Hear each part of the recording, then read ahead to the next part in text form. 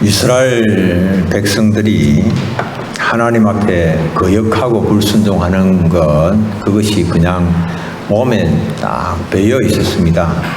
그래서 하나님께서 아무리 돌아오라고 선지자들을 또 보내셔서 말씀을 하셨지만은 귀를 기울이지 않습니다. 선지자들을 통하여서 하시는 하나님의 말씀에 대하여서 이스라엘 백성들이 하는 반응은 그렇습니다. 우리는 우리 계획대로 행하겠다.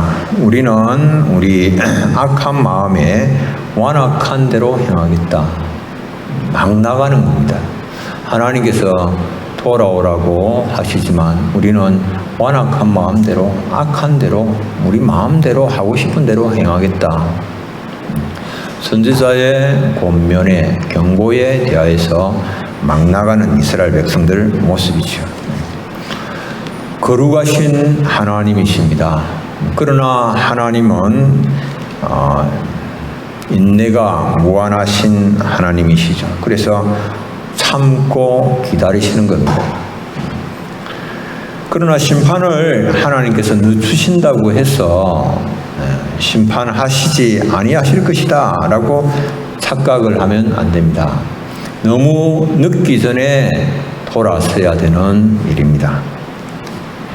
하나님은 에레미야를 토기장이의 집으로 가게 하셨습니다. 그래서 토기장이가 이 농노에서 작업을 하는 그 모습을 보시면서 하나님께서 에레미야에게 말씀을 하십니다.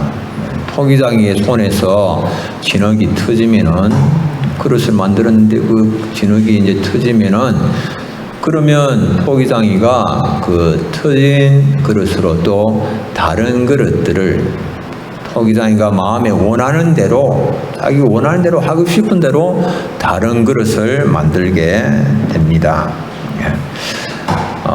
깨어진 그런 그릇이지만은 그러나 토기장이가 원하는 그대로 마르기 전에는 얼마든지 다른 그릇으로 만들 수도 있고 수선을 할 수도 있는 그런 문제입니다. 이스라엘 백성들도 마찬가지입니다. 비록 그들이 하나님 앞에 거역하였고 불순종하였다고 할지라도 하나님께서 돌아오라고 하실 때에 그 말씀을 듣고 그 음성에 순종하여서 돌아오면 하나님께서 그들에게 재앙을 내리시기로 하셨다가도 그것을 돌이키실 수가 있음을 그들에게 보여주시고 말씀을 하신 것입니다. 뜻을 돌이키시겠다. 그러니까 이스라엘 백성들에게 소망을 줄 수가 있는 소망의 말씀이죠. 회개하면 하나님께서 그들을 또 사하시고 그들에게 계획하셨던 모든 징계를 거두시겠다라고 하는 말씀이죠. 그런데 하나님께서 이런 회개를 촉구를 하시지만은 그 음성을 듣지를 않고 계속해서 그 패역한 길로 가면 그 종국은 그 마지막 마침은 어떻게 되겠는가라고 하는 겁니다. 하나님께서 에레미야에게 백성들의 지도자들, 제사장들을 데리고 흰놈의 아들 골짜기로 가서 거기서 하나님의 말씀을 선포하라고 하십니다. 그래서 에레미야가 토기장이에게서 산 옹기를 가지고 가서 그곳에서 한 행위를 합니다. 행위 예술을 하는 거죠. 이 그릇을 옹기를 깨뜨립니다. 깨뜨리면서 하나님의 말씀을 전합니다. 에레미야 19장 11절에 그들에게 이르기를 만군의 여호와께서 이와 같이 말씀하시되 사람이 토기장이의 그릇을 한번 깨뜨리면 다시 완전하게 할 수 없나니 이와 같이 내가 이 백성과 이 성읍을 무너뜨리리니 도벳에 매장할 자리가 없을 만큼 매장하리라. 계속되는 그런 불순종과 거역, 하나님께서 돌아오라고 말씀하시지만 그 말씀을 듣지 아니하고 회개할 기회를 놓치게 되면 어떻게 되는가? 그것은 깨어진 옹기와 같이 될 뿐이다라고 하는 겁니다. 깨어질 옹기는 다시 손을 볼 수가 없습니다. 깨어진 것은 다시 완전하게 할 수가 없는 겁니다. 깨진 그릇은 쓰레기에 불과합니다. 그래서 그것은 버림을 당하게 되는 겁니다.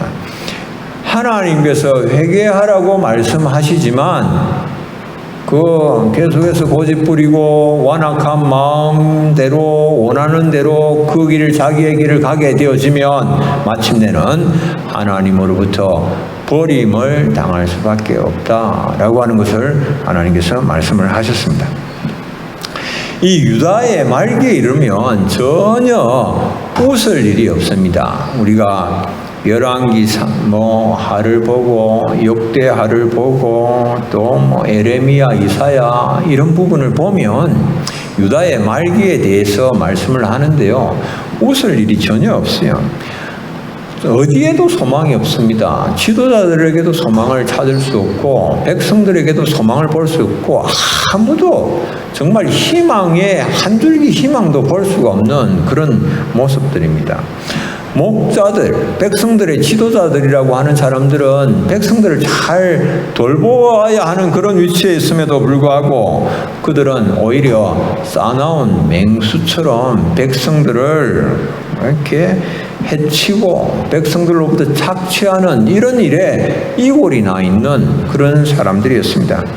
백성들은 어떠했는가? 백성들은 말 안 듣는 것이 완전히 그들의 습관이 딱 됐습니다. 습관이 되어서 그래서 하나님의 말씀대로 사는 것이 아니라 자기 완악한 마음, 그 마음대로 이렇게 살아가는 그런 인생들이었습니다.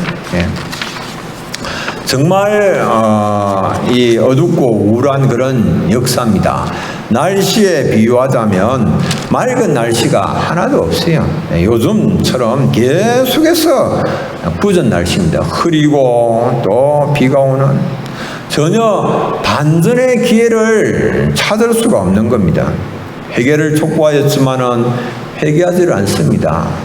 하나님의 진노를 그래서 계속해서 하나님의 진노를 쌓아가는 그런 겁니다. 마치 요즘 날씨 계속해서 비가 내리는데 이 비를 흙이 머금고 또 머금고 또 머금고 그렇게 되면 산사태가 나지요. 도로가 유실이 되지요. 이런 재해를 피할 수가 없게 되는 거죠. 마찬가지입니다. 이스라엘 백성들이 계속해서 거역하고 불순종하고 그러므로 인하여서 하나님의 무서운 진노를 자기들에게 쌓아가는 그런 일을 하고 있었던 겁니다. 이 절망적인 환경 가운데서 도대체 어디서 희망을 찾을 수 있냐? 도대체 어디에 희망이 있는가? 예. 누구에게도 희망을 발견할 수가 없는 그런 상황입니다. 단 한 곳에 희망이 있습니다. 단 한 곳. 네. 오직 하나님 한 분에게만 희망이 있습니다. 언약의 신실하신 하나님이시죠. 다윗의 언약을 잊지 아니하시는 하나님이시요. 그 하나님께만 이스라엘 백성들이 소망을 발견할 수 있는 겁니다.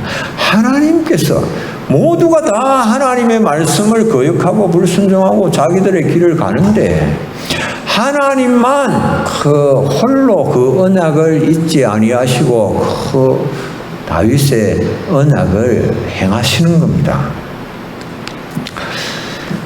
대학 4학년 때에 음주운전 차량에 치여서 55% 3도 화상을 입고 30번 수술을 하고 그래서 이 삶과 죽음을 오가던 지선아 사랑의 저자 이지선 지금은 이제 미국에서 공부를 마치고 돌아와서 한동대 교수가 됐습니다. 사회복지학과 교수가 됐는데 사고로 인하여서 한 줄기 빛도 보이지 아니하던 그 순간에 그가 어떻게 그 절망의 깊은 터널을 빠져나올 수 있었고 극복할 수가 있었는가 고백을 합니다. 당시 치료를 위하여서 몸에 붕대를 감고 있었습니다. 그런데 좋아지기는커녕 계속해서 상황이 악화만 되어져가는 그런 때였습니다. 그런데 그때 그 어머니가 딸에게 한 가지 제안을 했습니다. 그게 뭐냐 하면 이런 가운데서 하루에 한 가지씩만이라도 감사할 수 있는 그런 거리를 한번 찾아보자. 감사할 것이 전혀 없을 것 같은 그런 환경 속에서 하루에 한 가지씩 감사의 제목을 찾았습니다. 그래서 손으로 이게 숟가락을 들 수 있게 되어진 것, 그게 뭐 전혀 감사거리가 되겠습니까? 그런데 이렇게 화상을 입어서 손이 다 뭉그러진 그런 상황에서 손으로 숟가락을 집을 수 있는 그 상황에 그것으로 인하여서 이제 근근히 들어올린 그것으로 감사를 했습니다. 또 한 번은 이제 이 환자복에 단추를 채울 수 있게 된 그 상황으로 인하여서 또 감사합니다. 단추 채우는 그게 안 되거든요. 손이 다 엉그러들었어. 화상으로 인하여서 그조차 안 되니까 그것으로 인하여서 감사를 하고, 이 작은 것에 대한 감사를 하는데 몸 전체가 다 화상을 입었는데 화상을 입지 않은 곳이 단 한 군데, 발바닥은 화상을 입지 않았어요. 그래서 다치지 않은 그 발을 씻을 수 있는 것, 발을 씻을 수 있다라고 하는 그 사실 때문에 그것이 감사의 조건이 되고, 그래서 작은 것에 대한 그 감사를 시작으로 해서 하나님께서 자신과 함께 하신다라고 하는 그것을 조금씩 깨달아가게 된 거예요. 하나님께서 함께 하신다라고. 여러분들 이것만 되면 게임 끝입니다. 하나님께서 함께 하신다라고 하는 사실만 깊이 깨닫고 인식만 되어지면 그러면 게임 끝난 겁니다. 다 되는 거죠. 하나님께서 함께 하시는데 뭐가 문제가 될 일이 있습니까? 하나님이 사랑하는 자, 그 뜻대로 부르심을 입은 자들에게는 모든 것이 합력하여서 선을 이루게 되는 거죠. 그러니까 하나님이 함께 하신다라고 하는 이 사실을 이제 알게 되니까 그때부터는 어떤 상황이 와도 염려할 게 없는 거예요. 그 누구 앞에서도 두려움도 없고 담대하게 자기의 길, 어떤 상황에도 그가 감사할 수 있고 만족할 수가 있었던 그런 것이죠. 여러분들 이 이스라엘 백성들 자신들을 보면은 그 어디에서도 희망을 발견할 수가 없습니다. 그러나 위를 바라볼 때에 그곳에 주님이 계시지요.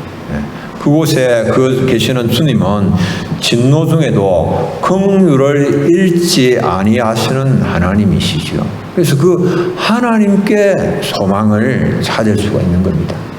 여러분, 우리의 소망이 어디 있습니까? 오직 하나님께만 우리의 소망이 있습니다. 몸이 시간이 흐르면서 이 겉모습이 자꾸 우리의 육신들이 쇠하여져 가고 있는 이런 상황에 여러분들 우리의 소망이 어디 있습니까? 오직 주님께만 소망이 있죠. 그 주님은 오늘 말씀하십니다. 다윗에게서 한 어려운 가지를 일으키신다 라고 말씀하십니다. 다윗에게서 한 어려운 가지. 때가 이르리니 내가 다윗에게 한 어려운 가지를 일으킬 것이다 라고 말씀하십니다. 당시 유다의 왕이 누군가? 당시 유다의 왕은 시드기야였습니다. 시드기야의 그 이름의 뜻은 여호와는 어려우시다 라고 하는 겁니다. 시드기야 이름이 여호와는 어려우시다 라고 하는 겁니다. 그런데 그 시드기야는 하나님의 그 자신의 이름의 뜻처럼 어려우신 하나님에 나타내지를 못한 겁니다. 시드기야는 자신의 조카이고 이면서 선왕인 여호야긴이 바벨론의 포로로 잡혀가고 바벨론의 느부갓네살 왕으로부터 이제 유다의 왕으로 21살의 나이에 세워졌습니다. 그런데 저기 3년이 되었습니다. 저기 3년에 애굽파가 득세를 하면서 에레미야가 바벨론의 하나님의 뜻이라고 항복할 것을 계속해서 권면을 하지만은 하나님의 말씀을 거역을 합니다. 거역을 하면서 이 애굽 왕을 이렇게 어지를 하여서 반 바벨론 동맹을 결성을 하고 또 저기 9년에는 이 애굽 왕을 어지하여서 바벨론에 반역을 깨했습니다. 그러니까 바벨론이 다시 침공을 재개를 하였고 잠시 애굽의 도움으로 위기를 극복하는 듯 했지만은 바벨론이 예루살렘을 포위를 했습니다. 예루살렘을 포위를 해서 예루살렘이 참 난공불락의 요새입니다.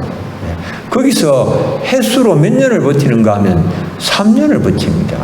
3년을 버티니까 3년 동안 지금 이제 바벨론 느부갓네살하고 이 시드기야하고 전투를 하는데 여러분들 이 세계적인 제국 이 바벨론이 무너뜨리지 못하는 거예요. 3년 동안 이렇게 하니까 얼마나 열을 받겠습니까? 그래서 3년에 이 예루살렘을 이렇게 무너뜨리는데 그동안에 이 성 안에 있는 사람들이 얼마나 많은 사람들이 기근으로 죽어가고 수많은 사상자들이 속출했습니다. 하나님께서는 이런 것을 방지하시기 위해서 바벨론에 항복하고 포로로 잡혀가라고 말씀을 하셨거든요. 그런데 이제 이렇게 이 예루살렘이 무너지는 중에 시드기야 왕이 포위망을 뚫고 자신 혼자 아라바 광야 쪽으로 도주를 합니다. 그러다가 바벨론 군대에 붙잡힌 거예요. 이 바벨론 야전 사령부가 있는 림나로 끌려갔는데 이 시드기야가 그곳에서 자신의 두 아들이 죽는 것을 자기 눈으로 목도를 했고 자기는 두 눈이 다 뽑혔고 그리고 쇠사슬에 묶여서 바벨론으로 포로로 잡혀가서 그곳에서 감옥에서 그 생을 마치게 되는 겁니다. 여러분들 이 하나님은 이 하나님께서 어려우시다라고 하는 이 시드기야인데 그 이름값을 하지를 못한 거죠. 하나님의 말씀에 불순종했습니다. 그래서 하나님의 의를 드러내지를 못했습니다. 그래서 하나님의 영광은 사라져버리고 말았습니다. 그런데 하나님은 그런 가운데서도 다윗에게 하신 그 언약을 잊지를 않으시는 거예요. 하나님께서 다윗에게 행하신 그 언약, 다윗과 맺으신 그 언약, 그 다윗의 후손에게서 하나님께서 그 왕위를 영원히 경고하게 하시겠다라고 말씀하신 그것을 잊지 않으시는 겁니다. 어떤 언약을 하셨는지 한번 보십시오. 역대상 17장 13절로 14절 나는 그의 아버지가 되고 그는 나의 아들이 되리니 나의 인자를 그에게서 빼앗지 아니하기를 내가 네 전에 있던 자에게서 빼앗은 것 같이 하지 아니할 것이며 내가 영원히 그를 내 집과 내 나라에 세우리니 그의 왕위가 영원히 경고하리라 하셨다라. 그의 왕위가 영원히 경고하리라. 이건 궁극적으로 메시아에 대한 예언이죠. 왕위가 영원히 경고한 것은 메시아거든요. 이 메시아에 대한 다윗의 후손으로 메시아를 일으키실 것에 대한 예언을 이렇게 하신 그런 것이죠. 그래서 이제 전혀 소망이 없는 가운데서 하나님께서 어려운 가지를 일으키시겠다라고 말씀을 하십니다. 어려운 가지로 불리는 메시아, 그 메시아가 통치하시는 그 나라는 영원합니다. 어려운 왕은 지혜롭게 다스리고 정의와 공의를 행하시는 것입니다. 여러분들 요즘 우리가 사용하는 말 중에 유전무죄, 무전유죄, 그리고 내로남불 이런 이제 단어들이 있죠. 이건 무엇을 말하겠습니까?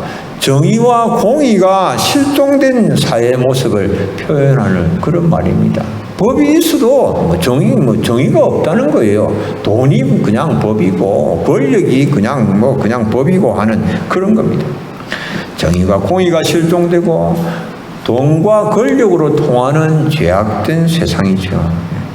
여러분들 그렇지 않은 나라가 어디 역사상에 어디 있었겠습니까? 늘 항상 그랬죠. 조금 덜하다가 하는 그런 정도의 차이가 있을 뿐이지 다 부패했습니다. 다 타락했습니다.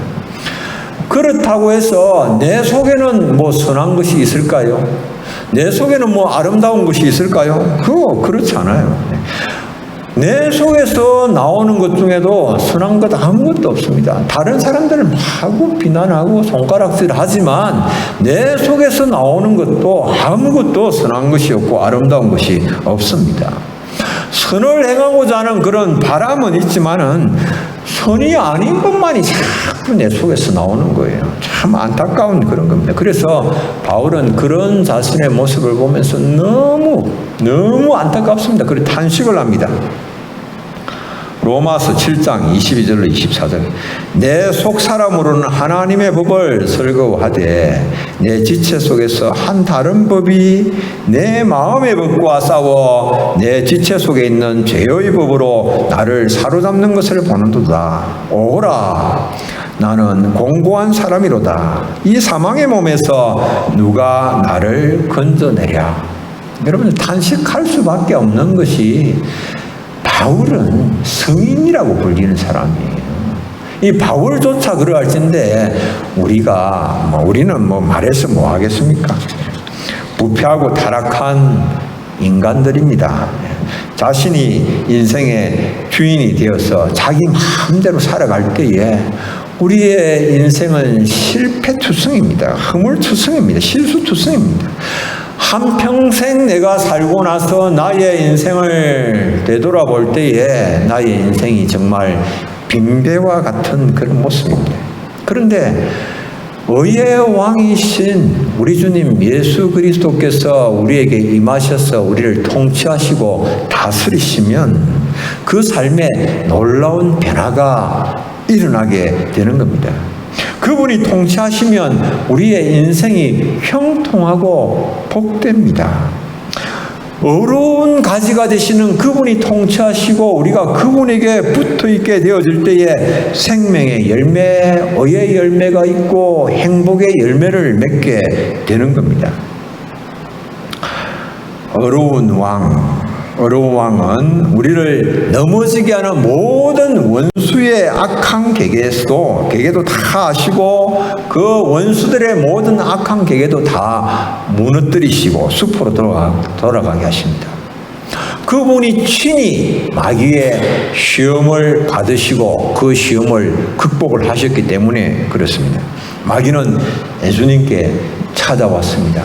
40일 금식을 하시고 금식 기도를 하시고 줄이신 예수님께 마귀가 찾아와서 시험을 냈습니다. 네가 만일 하나님의 아들이거든 이 돌들로 떡덩이가 되게 하라. 예수님께서 어떻게 마귀의 시험을 이기셨을까요? 예수님은 사람이 떡으로만 살 것이 아니요 하나님의 입으로부터 나오는 모든 말씀으로 살 것이니라. 그 말씀으로 마귀의 관계를 물리치셨습니다. 또 마귀는 예수님을 성전 꼭대기에 세웠습니다. 그리고 네가 만일 하나님의 아들이거든 뛰어내리라. 하나님께서 명하셔서 사자들이 그 손으로 너를 받들어서 돌에 부딪히지 않게 하지 않겠느냐. 한번 뛰어내리봐라. 역시 또 예수님께서 말씀으로 극복을 하십니다. 주 너의 하나님을 시험하지 말라 하셨느니라. 하나님을 시험하는 거예요. 시험하지 말라 하셨느니라. 말씀으로 물리치셨습니다. 마귀가 예수님을 높은 곳으로 가서 만국의 영광을 보여줍니다. 그러면서 또 마귀가 내게 엎드려서 경배하면 이 모든 것을 다 주겠다라고 말을 합니다. 그때 예수님은 뭐라고 말씀하십니까? 사탄아 물러가라. 기록되었으되 주 너의 하나님께 경배하고 다만 그를 섬기라 하였느니라고 물리치십니다. 여러분들, 우리가 예수 그리스도 안에 있을 때에 예수 그리스도께서 우리를 정말에 강하게 하시고, 그래서 하나님의 전신갑주를 입고 시험을 이기신 그분을 힘입어서 우리가 이길 수가, 마귀의 계계를 물리칠 수가 있는 겁니다. 우리가 그리스도 안에 있을 때에 다윗의 어려운 가지이신 예수 그리스도께서 우리의 모든 죄와 허물을 다 담당을 하십니다. 거룩하지 못한 그 누구도 우리의 죄를 담당을 할 수가 없습니다. 아무도 거룩하지 못한 사람이 어떻게 우리의 죄를 담당할 수가 있겠습니까? 그러나 예수 그리스도는 거룩하시기 때문에 우리의 죄를 다 담당하실 수가 있었습니다. 예수 그리스도는 어려우신 분으로서 우리를 하나님의 의가 되게 하시기 위해서 우리를 대신하여서 죄인의 자리에 서시고 십자가를 지셨습니다. 어려우신 분인데 우리를 어렵게 하시기 위하여서 우리를 대신해서 죄인의 자리에 서셨다라고 하는 겁니다. 고린도후서 5장 21절 우리가 함께 한번 읽겠습니다. 하나님이 죄를 알지도 못하신 이를 우리를 대신하여 죄로 삼으신 것은 우리로 하여금 그 안에서 하나님의 의가 되게 하려 하심이라. 아멘. 우리가 이 은혜를 어찌 감사하지 않을 수가 있겠습니까? 우리를 의인의 자리에 서도록 하시기 위해서 예수 그리스도께서 친히 우리를 대신해서 죄인의 자리에 서신 것입니다. 이 어려운 가지가 되시는 예수 그리스도에게 붙어 있음으로 말미암아서 의의 열매, 또 거룩의 열매 많이 맺으시는 우리 사랑하는 교우님들 다 되시기를 바랍니다. 두 번째로는 그의 이름은 여호와 우리의 공이라 일컬음을 받으리라. 그의 이름은 여호와 우리의 공이다. 여호와 우리의 공이다 라고 그렇게 불리게 된다라고 하는 말입니다. 예수 그리스도의 이름이 여호와 우리의 공입니다. 여호와 우리의 공이. 어려운 왕이 지혜롭게 다스리고 그리고 정의와 공의를 행하시게 될 때에 유다의 백성들의 삶은 적국 앞에서도 안전하고 평화롭게 살게 될 것을 6절에서 말씀을 하고 있습니다. 에레미야 23장 6절은 그렇게 말씀을 하십니다. 그 어려운 왕의 이름을 여호와 치드누케, 여호와 우리의 공이라 그렇게 부르게 될 것을 말씀을 하십니다. 여러분들, 여호수아는 뜻이 뭡니까? 여호와는 구원이시다라고 하는 뜻입니다. 여호와는 구원이다. 여호와는 구원이다라고 하는 그 말은 여호와가 구원을 보장한다라고 하는 말입니다. 여호와는 구원이시다라고 하는 말은 여호와가 구원을 보장한다라고 하는 의미입니다. 여호와 우리의 공이다라고 하는 말은 여호와는 우리의 의시고 우리의 의를 보장한다라고 하는 말입니다. 여호와께서 우리의 의를 보장하신다라고 하는 그런 의미입니다. 에레미야 33장 16절에는 그날에 유다가 구원을 받겠고 예루살렘이 안전히 살 것이며 이 성은 여호와는 우리의 의라는 이름을 얻으리라. 이 성은 예루살렘이죠. 여호와는 우리의 의라는 이름을 얻으리라. 누가 일을 하시는가? 메시아께서 예루살렘을 의의 성읍으로 만드시고 그곳에 의를 주시며 그곳을 영화롭게 하신다라고 하는 말입니다. 여호와께서 예루살렘을 어렵게 하시고 영화롭게 하신다라고 하는 말입니다. 이전의 왕들이 어떻게 했습니까? 이전의 왕들이 다 불의를 행하고 그래서 유다를 부패하게 만들었고 멸망을 가져왔습니다. 그러나 다윗에게서 일어날 어려운 가지가 되시는 메시아. 그분은 이 유다 백성들에게 있는 모든 파멸과 불행들을 다 제거를 하시고 하나님께 속한 의와 하나님의 모든 축복들을 그들에게 보장해 주시는 겁니다. 부어 주시는 것입니다. 하나님께서 이제 이 다윗의 언약을 기억을 하시고 그들에게 풍성한 축복을 그들에게 분깃으로 주는 겁니다. 분깃. 분깃 뭡니까? 그것은 하나님의 것인데 하나님의 것을 한몫 유산으로 나누어 주는 겁니다. 의와 축복, 이런 모든 선한 것, 아름다운 것은 누구의 것입니까? 하나님의 것입니다. 하나님의 것인데 하나님께서 그들에게 그걸 보장을 해주는 겁니다. 하나님의 것을 그들의 분깃으로 떼어주는 겁니다. 그들로 소유할 수 있도록 그렇게 주시는 겁니다. 하나님의 의를 그들에게 주심으로 그들을 의롭고 영화롭게 해 주시는 겁니다. 여러분들, 하나님은 자기 백성에게 있어서 의의 원천이 되십니다. 사람들은 아무도 자기 자신을 어렵게 할 수가 없습니다. 그래서 하나님께서 우리에게 자신의 의를 주십니다. 값없이 거저 주시는 의입니다. 공입니다. 돈으로도 선행으로도 지위로도 하나님의 의를 내가 가질 수가 없습니다. 얻을 수가 없습니다. 여러분들, 기독교가 박해를 많이 당하다가 313년 콘스탄티누스 대제가 밀라노 칙령을 내려서 기독교를 이제 공인을 했습니다. 그런데 이 콘스탄티누스 대제가 자기도 이제 예수를 이제 임을 영접을 하게 됐죠. 그러면서 이제 세례를 받게 되는데, 세례를 자기가 언제 받기를 원하는가 하면 자기는 딱 이 세상을 떠나는 그 마지막 날에 대해서 세례를 받겠다는 거예요. 마지막에. 그때까지 마음대로 살다가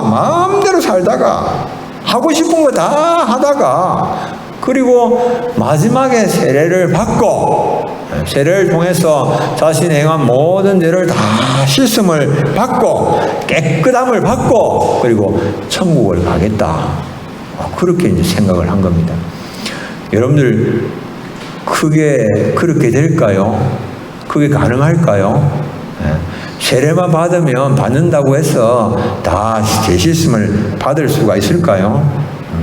여러분들, 세례, 형식, 예식, 이런 것으로 죄 씻음을 받을 수 있는 게 아닙니다.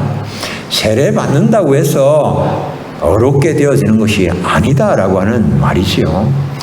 예배를 드리는 일조차도 우리의 마음이 없고 형식적으로 몸만 와서 예배를 한다면 이것으로 우리는 정결하게 되지는 않습니다.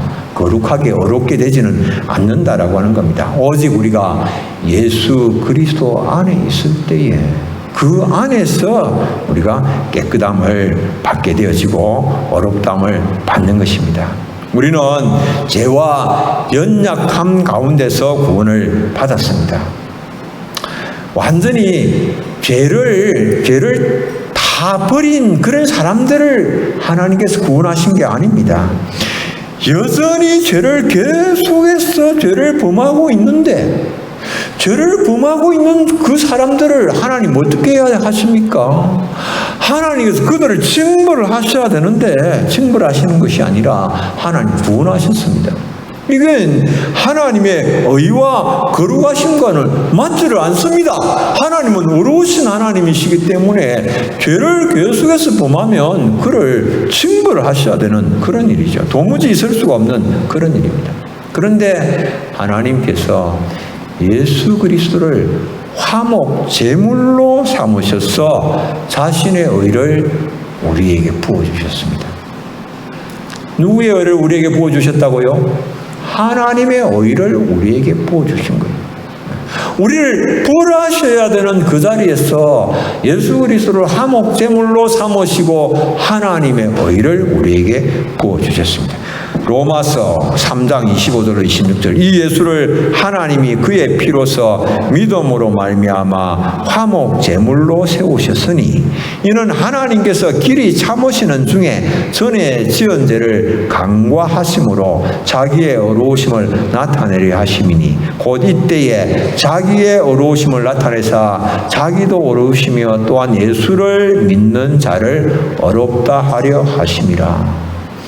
예수를 믿는 사람들에게 의롭다 하심을 주시기 위해서 예수님을 화목 제물로 삼으셨다라고 하는 것을 말씀을 합니다. 여러분들, 이 세상 그 누구도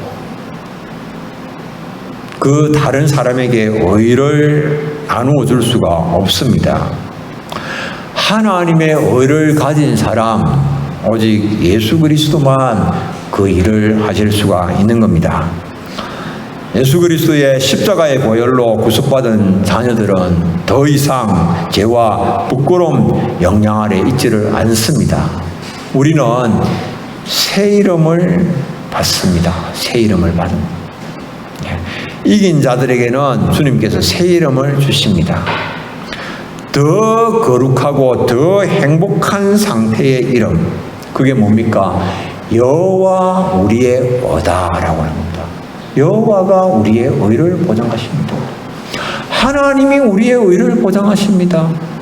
우리는 한평생 살아도 빈껍데기입니다.